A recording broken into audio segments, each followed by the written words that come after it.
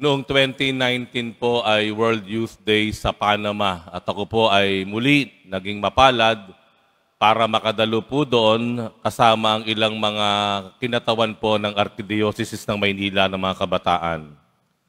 Isang araw po, nauna kami doon sa mismong dadaanan ng Pope's Mobile, lulan si Pope Francis. No? Kabisado na namin iyon, doon siya dadaan. So maaga pa lamang, mga 5 oras pa lamang, bago dumaan siya, naroon na kami. Nasa unahan kami nung mismong kordon, yung nakaharang po. Doon kami na malagi, mataas pa ang araw, nakaupo na kami doon, nagtiis kami. Kasi sabi namin, pagdaan naman ni Pope Francis, kitang-kita na namin at halos abot kamay na namin. Dumaan po ang 2, 3 oras, 4 na oras. Naku, dumadami na po ang mga tao, lalo na yung mga kabataan na kinatawan ng iba't ibang bansa. Naghihintay rin doon sa dadaanan ng Pope's Mobile, lulan si Pope Francis. Inihanda na namin ang aming mga cellphone para picturean o kaya videohan. Ganon din po ang ginawa ko. Inihanda ko na yung aking cellphone. Yeah? At nagkakasigawan na sa 2 oras, nagkakasigawan na sa bandaron, nandiyan na yata ang Santo Papa. Paparating na, dadaan na. Dumaan na yung mga hagad, dumaan na yung mga security. Ayan na, nandiyan na. Tinaas ko na ngayon ang aking cellphone. Ni-record ko na siyang ganoon.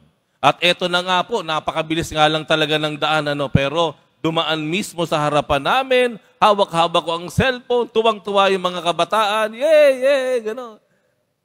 Mahal ka namin, Lolo Kiko. Yan, kasi Lolo Kiko na tawag natin sa kanya. Nakadaan, nakapagdaan na pagdaan. Naku po, talagang nakita niyo yung mga mukha ng kabataan, maluha-luha. Lumuluha dahil kitang-kita nila ang Santo Papa. Ako naman, tuwan-tuwa ako, na-record ko. Panoorin natin itong video, nakuha ko. Alam po ninyo, nung nireview ko yung video ko ng camera ng cellphone ko, hulaan niyo kung ano ang napanood ko. Totoo po, na-record ko talaga. Na-record. A whole time naka-record yung aking cellphone. Pero, ang nakunan po ay yung front camera. Hindi yung camera sa likod na nakaharap kay Pope Francis. Ang nakunan po, yung nasa likod ko. Front camera, gano'n. Kaya pinagtawanan nila ako dahil yung pinapanood nila, ang mga nakita yung mga kabataang nasa likod, hindi yung pagdaan ni Pope Francis. Nakakainis pero nakakatawang karanasan. Minsan ganun po tayo. No? Sa iba tayo nakatingin. Sa ibang direksyon. Sa Ebanghelyo, hindi po nakilala nung 2 alagad si Jesus na mismong lumapit sa kanila at naglakad ng 7 milya. Mahaba-haba po iyon. Pero all those time, hindi nila nakilala ang Panginoon. Bakit? Iba ang tinitignan nila. Ano ibig kong sabihin? Ang inaasahan nilang tagapagligtas, hindi mamamatay. Bida. Panalo. Pero lungkot na lungkot sila, nanlulumo sila dahil yung 2 alagad na sumusunod sa Panginoong Jesus, nakita rin kung papaano si Jesus inaresto, pinahirapan, sinugatan, ipinako at namatay sa krus. Hindi nila matanggap na ganoon ang naging kapalaran ng kanilang Panginoon at Guro na kanilang inaasahang maging tagapagligtas ng Israel. Kung meron po tayong dapat dalhin mula sa karanasan ng Kwaresma at Semana Santa, ito po yung leksyon o aral na ang buhay natin lagi na lamang kapapalooban ng pagkabigo. Lagi na lamang pagkakalooban, lagyan ng pagbubuhat ng krus. Kapapalooban ito ng mga pagkabigo, paghihirap, sugat, kalungkutan. Ang buhay po dapat natin, kung meron tayong kukunin sa karanasan ng Kwaresma at Semana Santa, ay ang pagtanggap sa katotohanan at realidad ng buhay na lagi na lamang tayong magkakaroon ng paghihirap sa buhay. Yun ang ipinakita ng Panginoon. Halimbawa na lamang nagtiwala ka, pero hindi inalagaan ang iyong pagtitiwala, hindi iningatan. Halimbawa na lamang nagsumikap ka, nagtrabaho ka ng tapat, pero nung bandang huli, ikaw pa pinagbintangan, ikaw pa ang minasama.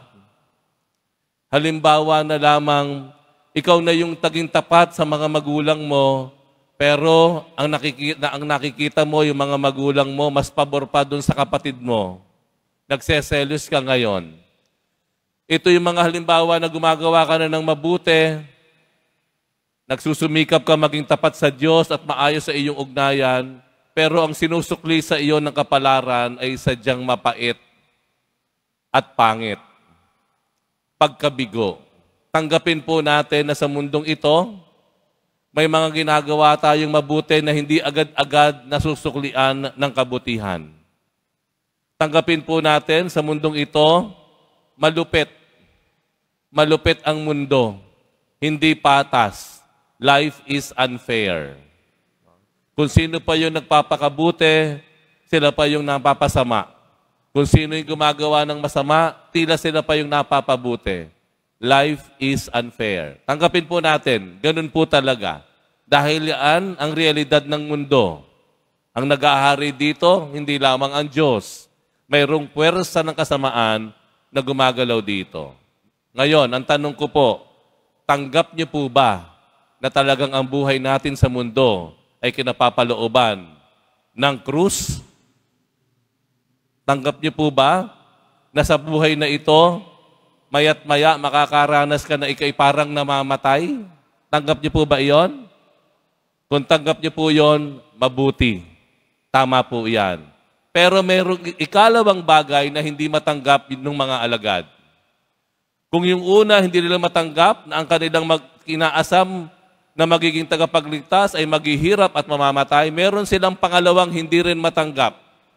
Ano yung hindi matanggap ng mga alagad na nasa Ebanghelyo? Papuntang Emmaus.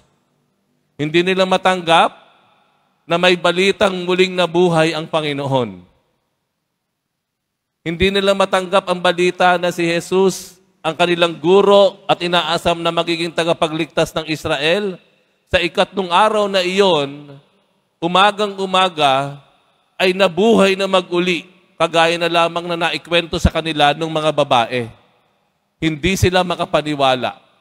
Hindi nila matanggap na si Jesus muling nabuhay. Ito po yung isang bagay din na dapat nating tanggapin. Kung tinatanggap natin ang buhay natin, laging kinapapalooban ng paghihirap, krus, abay dapat din tanggapin po natin na ang buhay natin ay kinapapalooban din po ng pagbangon, ng kagalingan, ng pagsisimula muli, ng iba yung karunungan, ng iba yung kalakasan at tatag. Dapat tanggapin din po natin iyon. Na ang buhay natin, kapapalooban din ng kapatawaran. Ano po ibig kong sabihin? Kung minsan ikay nagmahal, ikay binigo, huwag kang sumuko sa pagmamahal. Pwede kang magmahal muli, pero this time, mas marunong ka na, mas matibay ka na. Yun ang muli mong pagkabuhay. Kung minsan nagtiwala ka, ikaw ay na traidor, magtiwala ka uli, huwag kang sumuko. At sa pagtitiwala mong iyon, may ibayo ka ng tatag at karunungan. Kung ikaw ay nagkasala, nagkamali, dahil sa kahinaan, masakit, pero huwag kang mag-alala. Sa bawat pagkakasala natin, ibinibigay naman ng Diyos ang pagkakataon na tayo ay magsisi at tumanggap ng kapatawaran at magsimula uli ng bago. Yun po yung sinasabi ko po. Yung pangalawa, minsan yun ang nakakaligtaan natin. Ang galing-galing ng Pilipino. Kayang-kaya nilang magdala ng krus. Kaya-kaya nilang magtiis. Kayang-kaya nilang maghirap. Pero ang tanong, ang Pilipino ba bumabangon? Ang Pilipino ba kayang magpatawad? o tumanggap ng kapatawaran? Ang Pilipino ba kaya muling magmahal, magtiwala at magsimula muli? Tandaan po natin, yung natutunan po natin at pwede po nating ibaon mula sa karanasan natin ng Kwaresma at Semana Santa. Na ang buhay natin hindi lang talaga dire-diretso, hindi patag ang daan. Ang buhay natin sa mundo, laging kapapalooban na ang pagkabigo, ng hirap, ng sakit, ng sugat at krus. Pero hindi po doon natatapos ang kwento. Dahil ang buhay din naman natin, kinapapalooban ng kapatawaran ng Diyos, paghilom, pagbangon, at pagsisimula muli.